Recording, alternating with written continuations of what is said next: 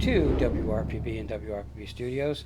So I'm blessed to have a gentleman sitting next to me who probably does something that I probably would love to do, and it has to do with the boating industry. With me is Jeffrey Palmer from United Yacht Sales. United Yacht Sales. Okay, so we were talking before you got on the air, and I've had boats when I was up north, and when I'm here where I could use it all the time, no boat. No boat. Okay, no boat. But in our discussions, I asked you about things that are happening because we're starting Pirate Heads of the Treasure Coast. Right. And you said, I'm in boating. Obviously, They we go know hand in above hand. it, right? Yeah. Okay. So why did you get into this? Tell the true story now. Well, the true Now story. I caught you in another. Right, I can tell you. I was flying airplanes. I soloed on a Thursday. Friday, I was out at night. I met, obviously alcohol was involved, and there was a girl there asked me what I did. Of course, I was young. Oh, I'm a pilot, and so I said, well, she says, no, you're not. I said, oh, I am. So I grabbed a couple bottles of wine and I said, I got a plane. Let's go. So never flown at night, never flown with anybody in the plane, especially never flown after drinking. And anyway, took the plane out. Everything was fine. Landed, believe it or not, pushing the plane back into the hangar, broke the strobe off. Next night, I'm at the magistrate's office, and you've got 5 options: Army, Navy, Air Force, Marines, or jail. Take your pick. So I took the Navy, and then it started from there. So it was a good thing. Did you have a pilot's license still? No. Okay. No. Did you? I mean, was your plan to, in some point in time, to fly, to be a pilot? Well, I wanted to fly, and that was what I thought I wanted to do, is be a pilot. And I thought, this is boring. Taking off is fun. Landing is fun. The rest of it bored me. Okay, so my philosophy is, if you have a car accident, you can walk away from it. If you have a boating accident, you can swim away from it. Right. If you have a plane accident, you're not coming you're out not of flying it. away from it. You're not flying You're not away. coming out of it. So I got into boats, and I haven't been lucky enough to own a yacht, but I had a 34-foot Sea Ray, which was pretty nice boat. I mean, it was pretty amazing boat. But I made most of my money in real estate. And a lot of the people, I do commercial real estate. Right. So a lot of people I did commercial real estate for had these massive yachts. And I always got to go on theirs, which is so much better than being on my own. It's always better to have someone else's yacht to go out on. That's It's right. much more it's much more affordable. But So how long have you been around the industry, the boating industry? yeah, before I even went into the Navy, I was on commercial boats. I was born on the Oregon coast, and fished commercial boats, and then I'd go out of the Navy. I went and ran yachts, and then I'd go commercial, running tugboats, ship assist, cargo vessel, that kind of thing. So commercial side, and then I'd go back to yachting, and it just worked out, and I got into the brokerage side. It's interesting because I remember having my boat. It was Sea Ray. It was 340. It was a nice sized boat. Sure, same boat I Fast. had, the Sportsman. Total controllable boat. And I remember going to Fire Island with my boat. And when coming back, there was a lightning storm. And the lightning was crashing out right in front of us. The wind was blowing. So I decided to pull into one of the restaurants, dock, thinking I'd be there for days. Okay. And like 2 hours later, it cleared Gone. up, gone. They go through quick. And that you had the same boat, so that it cuts through the water beautifully. So we made it back. That was one issue. When I had a 24-foot prior at the marina where I was, there was a guy who had a Donzi, and he went on the boat, his wife, and their baby.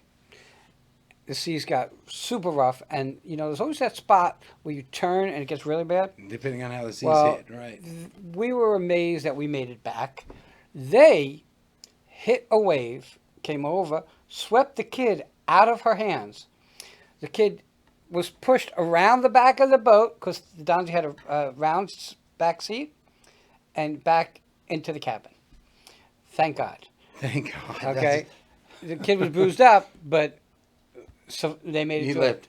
So you've been out, surely probably more than I, Has it ever been really, really bad out there with you? Well, we've had some bad weather. I mean, obviously transatlantics, transpacifics. You try to skirt around the weather. You try to plot weather. You know, sometimes you can only do so much. You know, and And pray. sometimes, well, I mean, it's just you have to. That's where seamanship comes in. You know, and your vessel seaworthiness. Most of them were bigger boats, so you know it was.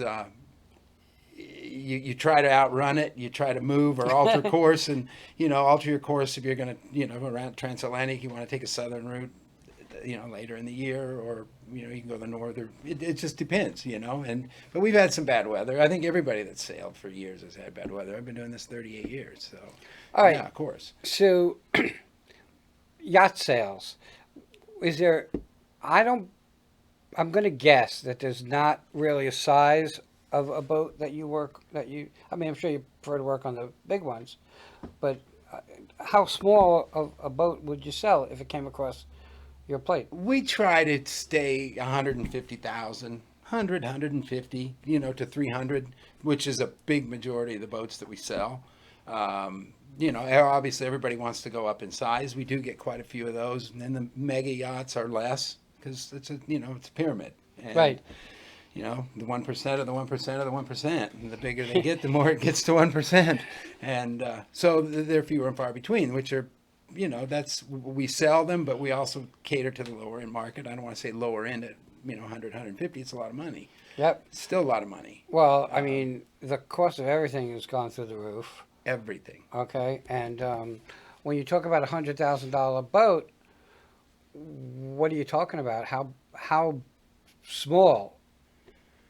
Well, it depends if it's, a production boat could be, a custom boat could be 20 feet. If it was custom, could be 100,000, 150,000. But it's, you buy the boat, and then remember, you've got dockage to take care of. You've got insurance to take care of. You've got your maintenance to take care of. We saw a big boom in the industry a few years ago. People that had a lot of time on their hands, had a lot of money that they wanted to get out and about, so they knew nothing about boats, and they bought boats.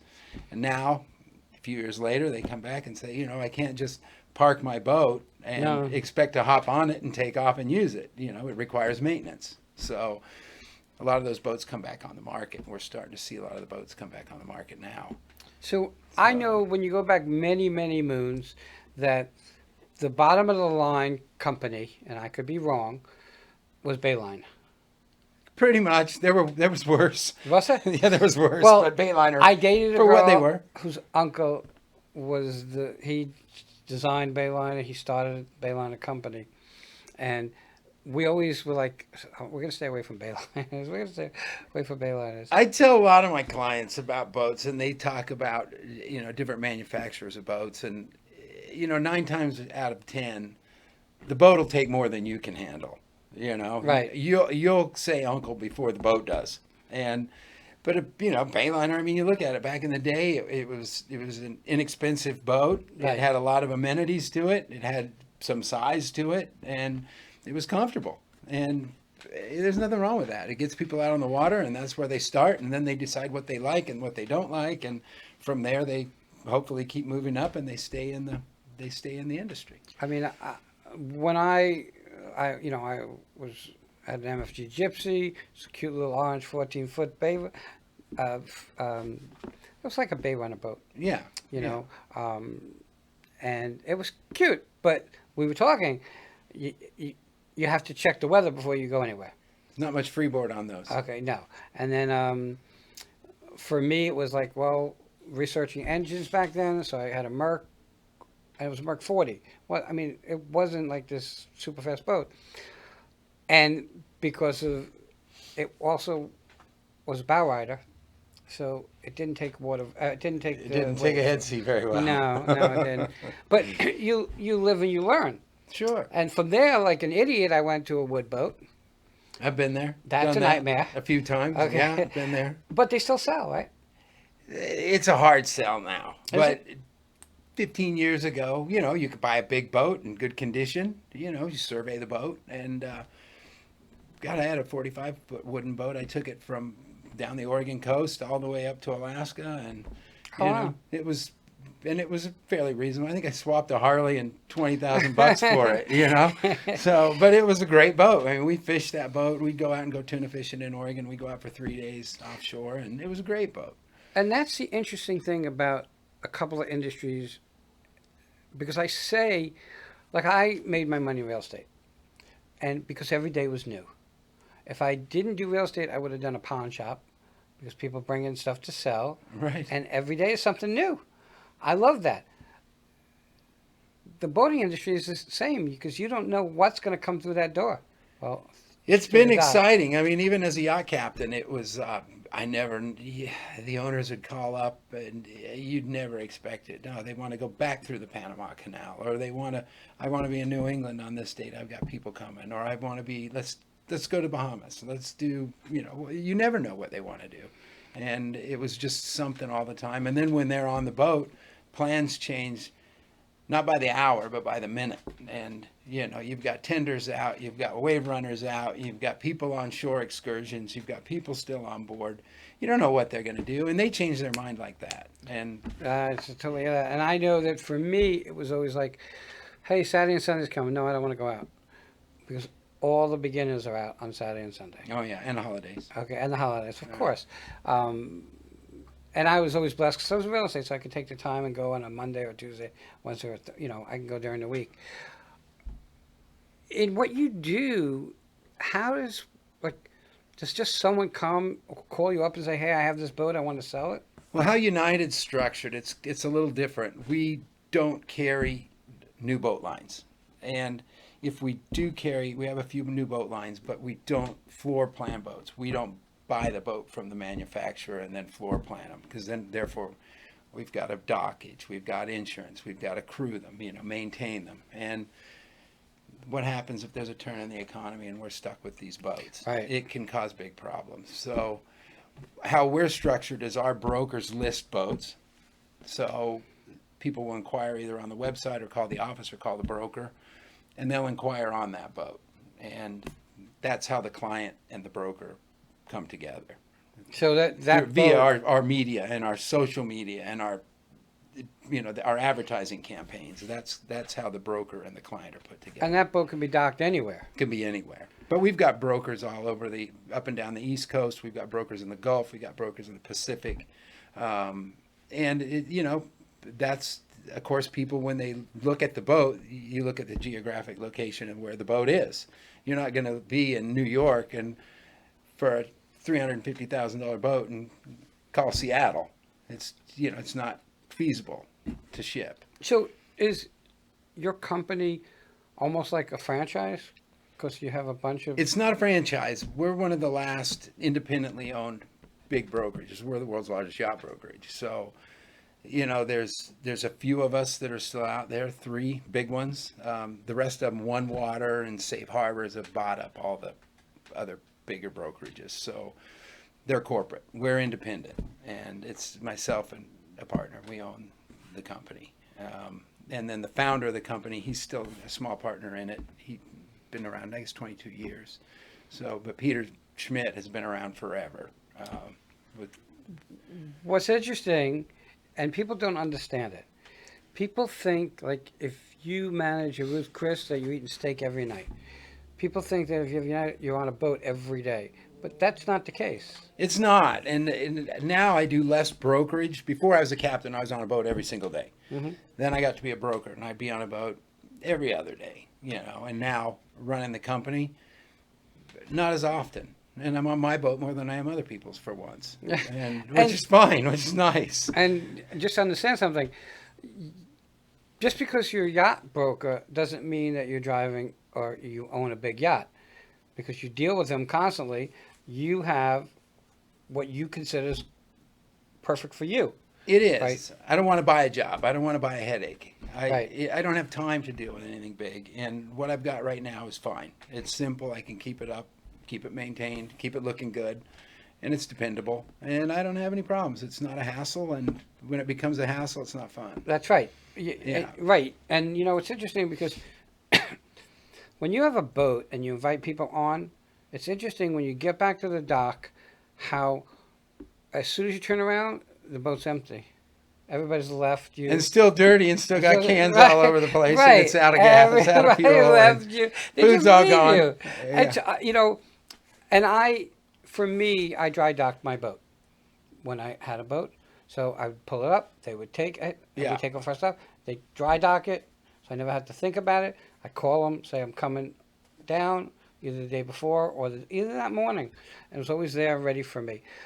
It was more expensive, but it was kind of cool to do. It's easy. The only thing I liked about docking in the slip was on a Friday night, I might want to just go on my boat and not go anywhere and just hang out. hang out on the boat. Yeah. It's when you live that life, it basically becomes a social life. Well, it is. It's very social. That's a big thing. And I've got my boat on a lift, and it takes me 30 seconds to drop it in the water, and I'm gone. And a lot of times on the weekends, if it's nice offshore, I'll go 5-10 miles offshore, just shut the boat off and just relax, out of cell phone range. And I enjoy it. I love it. I do that quite a bit. And I kind of get it. So you yourself, I guess, are not really selling boats yourself anymore? Or I still sell a few. I may do 5 or 6 a year, and but I deal basically now with just repeat clients and referrals. I try to help my brokers a lot and try to make sure we put their deals together. I got a great office staff, a great closing staff, marketing, advertising, social media. So it's a big animal that needs to be attended to, basically. So when you started this industry, was it like, excuse me, thank you. Was it like like when I started this industry 30-something years ago, it was like, hey, get a real job. Don't be stupid. It's a pipe dream. Oh, yeah, I heard that. My dad told me that. He goes, it was that great. Why isn't everybody doing it? Right. And I said, well, Dad, everybody thinks like you do. So I loved it. It's been great. It's been good to me. Right. Very good to me. And that's the thing, what I tell people, if you focus on what you're doing and you're willing to give up a season for a lifetime, because that's what it's like starting a business. First of all, if you're an entrepreneur, you're a little bit crazy. And if you're an entrepreneur with a brick and mortar, you're even more crazy. And if you're an entrepreneur with a brick and mortar in the food industry, forget it. Okay, That's tough business. That's brutal. Yeah. But for me, I stuck it out. I went through and yours probably also very cyclical, depending on the economy. Absolutely. I mean, the economy has a big thing to do with it. Interest rates, fuel prices. Now all of our insurance, home insurance, car insurance, boat insurance, every insurance is going up. And it all affects our industry, interest rates. And it's just, it all depends. Plus it's seasonal, we'll start to slow down around the holidays, Thanksgiving, to Christmas, and then we start ramping up again until May. It gets good, but people now, it's this time of the year, the holidays are coming. They're not thinking boats. They're thinking Right. Christmas. They're thinking the holidays and family. New Year's and whatever. New Year. And they're not on the market for I'm not saying that this is just our slowest time. We're Right. still busy, but we're not slammed like we are during season. We're getting a tougher time. How do people find you? You have a website? We have a website, www.unitedyacht.com. Right. And Do you know the phone number by heart? I don't know the phone number by Can heart. we I put know the phone my... number on screen? All right, it's on screen. So, guys, you can look at it. I know it ends in 313. I don't know any phone numbers anymore. I just push United on my phone and But it this goes one to is- my office. It's 772, I think, 462, 463, 3131. 3131. And you guys are seeing it. We can't see it, but it's just in my memory that's what it is. You got a better memory than I do. I've quit memorizing But phone numbers. check them out. Check out the website because I guess you have pictures of what you got on your website. We do. We've got pictures of what we have listed. We've got pictures of our office staff. We've got pictures of our different listings. Well, I don't know if we want to buy any of your office stuff. Well, you can. At least you know who you're working with. So Maybe we can rent them a bit. well, I can't tell you how important my office staff are. I mean, without my office staff, we're dead in the water. Well, and they're so important to me that, and I know I don't tell them enough, but it's true. They really are. If you're an entrepreneur, everything revolves around your staff. Totally. Okay. It totally does. So I totally get it. Jeff, I want to thank you for coming on. Pleasure to meet you. Everybody Pleasure check to meet out you, Wayne. UnitedYacht.com, Yep. and we'll be right back.